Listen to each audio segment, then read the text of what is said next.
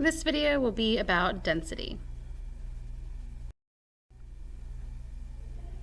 So here are vocabulary words for today. It's mass, volume, displacement, density, relative density, and density formula. So our first word is mass. It measures how much matter is present in a substance. And so it's how many atoms are in a particular object or substance. And so on the left, it shows a triple beam balance, which is what you use to measure mass. And mass is always written with a unit of grams. So it could be milligrams or kilograms or just regular grams. All right, so here's a triple beam balance. We've used this in class before. This one is a lot nicer than the one we have. But you slide the bars around until the arm lines up with the 0 like it shows in the picture. So our next word is volume. It's a measure of how much space the matter occupies. So it's the amount of room or space that your object or substance takes up. So here we're measuring volume in a graduated cylinder. Make sure that you always go from the bottom of the meniscus or the liquid in, and it forms the curve. So here it has a curve kind of between 24 and 25, and so you would measure at the bottom of the curve.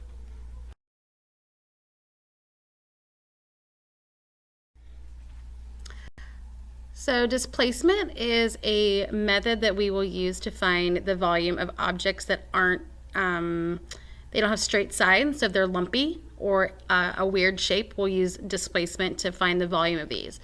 So it's a procedure used to measure the volume of a solid object by placing it in a known amount of liquid. So you start, like on the left, the before picture, you have a beaker or a graduated cylinder with a certain amount of water in it. And then you put your object in the water and you see how much it went up by. So if you started with 10 milliliters of water, you put in an object, your water went up to 40 milliliters. The difference of 30 milliliters would be the volume of the object you put in. So when you put an object in, just like when you get into the bathtub, you put an object in, the water goes up a little bit, that's the volume. So this example is kind of weird, but on the left-hand side, you can see that the water starts at about 3.5, so 3.5. And then once you put the little diver guy inside, it goes up to 5. So you would subtract the 2, and that's how you get the volume of the little diver dude. Our next word is density. So it's a physical property relating the amount of matter in a substance to the volume of the substance. So it describes how much matter or how many atoms are packed into a certain amount of space. The higher the density, the more crowded the atoms are. The lower the density, the less crowded the atoms are. On the left has a high density because the atoms are very closely packed in it. And on the right, the sponge has a much lower density because it's filled with a bunch of holes. So those atoms are spread out a lot more than the brick.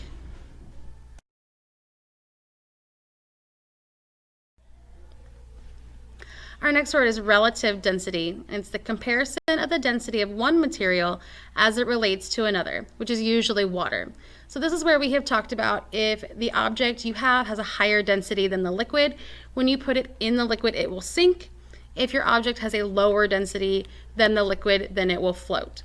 This will also go for other liquids. So if you have a liquid with a high density and you pour it into another liquid with a lower density, the liquids will separate out, and the one with the higher density will sink to the bottom, and the one with the lower density will rise to the top.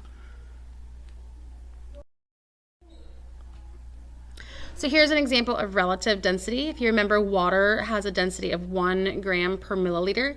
So when we put the rock in and it sinks, then we automatically know that the rock must have a density that is more than 1. The cork, however, floats, so it must have a density less than 1. So the rock has a higher density than both the water and the cork has a lower density than both the rock and the water. Our next word is a density formula, and density equals mass divided by volume, or density equals m/v. So again, here's our density formula. Density equals mass over volume. remember that whatever is on top always goes inside of the division house. So when you're dividing the mass number, so whichever number has a G, whether it be milligrams, mg, kilograms, kg, or just regular grams G, whatever has the G with it will go inside the house always when you're dividing. So mass always goes inside, volume always stays outside.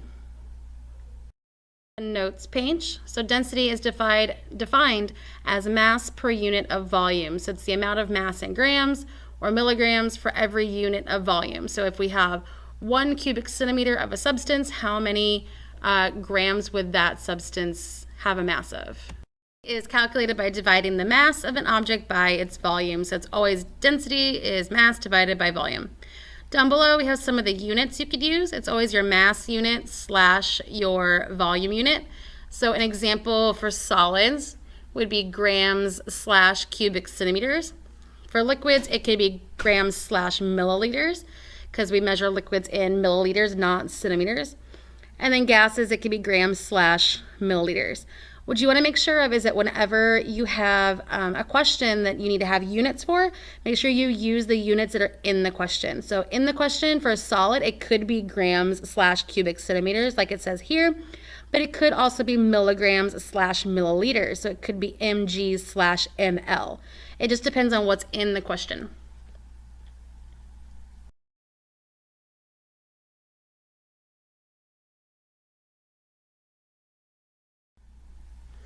Okay, so the density of an object or substance is often compared to water. So this is how we will decide if things float or sink. We're going to compare them to the density of water.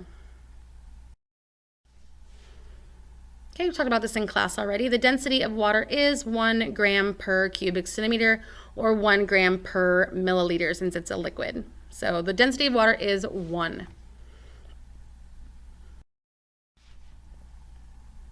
So hot air rises and cold air sinks. So the hot air rises because as it heats up, the atoms expand and take up more space.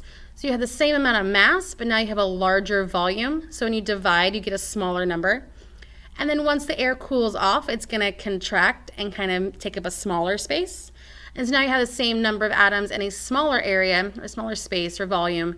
So that when you divide, you end up getting a higher number. Remember, if it's less dense, it will float. So the hot air will basically float on the regular air around it.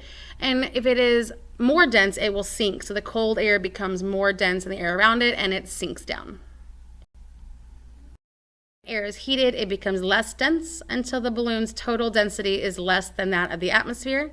And the hot air rises and the hot air rises. Okay, so why do balloons take off in early morning hours? It's because the air is colder, the air around it is colder, and so it's easier to get to a warmer temperature and start floating.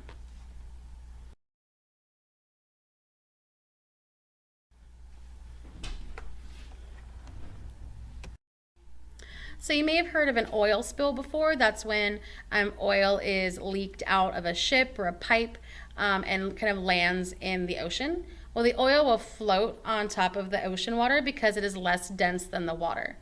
This is something some of the pods talked about before. So a big cruise ship, so the ocean liner, the huge boat's mass is spread over a large volume, which makes it less dense than water. So remember, the inside of a lot of the rooms on a cruise ship are filled with air, and air has a much lower density than the metal. So when you average it out, the density of a cruise ship is less than the density of water. That's why it floats. So here's something else. We're going to make sure that we know about volcanoes in the spring. But when we have magma, which is lava just underground, the more dense lava is underground, so it stays down there, it sinks. As it heats up, it becomes less dense, just like the hot air balloon, and it rises, and then it comes out because it's less dense. So the lava or the magma that is more dense sinks to the bottom and stays down there, and then the warmer magma that has expanded, the atoms are taking up more space, now it's less dense, and that's when it erupts.